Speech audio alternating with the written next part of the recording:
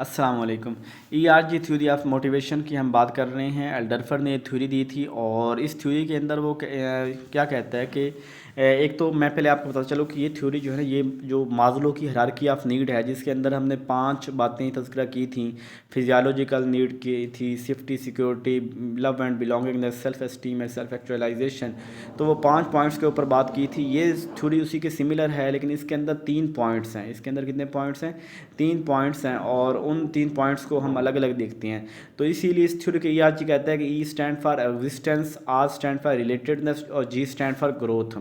अब जो इसका एग्जिस्टेंस है उसकी 2 पहली स्टेजेस मिलाए ना, physiological need and safety security, तो ये वाली बन जाता है कि यानी जिसके अंदर हमारी जैसे वो कहते हैं ना, रोटी, कपड़ा, मकान, फूड, शेल्टर, सेफ्टी, ये जो हमारी बेसिक नेसेसिटीज़ हैं ये पूरी हो रही हों, तो ये एग्जिस्टेंस के अंदर आता है। और जो रिलेटेडनेस है, जिसके अंदर हम रिलेशनशिप बनाते हैं, हमें सेंस ऑफ लव चाहिए, हमें बिलोंगिंग चाहिए, हमें मोहब्बत चाहिए, हमें माशरे के अंदर पहचाना जाए, हमें मोहब्बत मिले, प्यार मिले, लोग हमारी बात सुने, लोग हमारी कदर करें।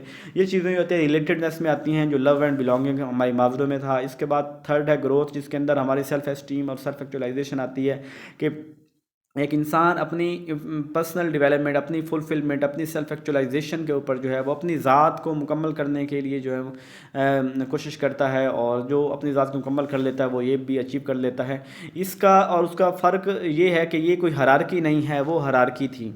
हायरार्की का मतलब ये होता है कि जिसके अंदर हम एक स्टेप कंप्लीट करने के बाद दूसरे के ऊपर जा रहे होते हैं, फिर तीसरा, फिर चौथा, सीक्वेंस होती है। लेकिन ये वाली जो है ना ईआरजी के अंदर वो कहता है कि ये कोई हायरार्की नहीं है। हो सकता है कि कोई बंदा जो है ना वो सेल्फ एक्चुअलाइजेशन, सेल्फ एस्टीम, सूफ़ी वाला मकाम पहले पा ले, लेकिन उसके बाद अपने रहने के लिए घर ही ना हो।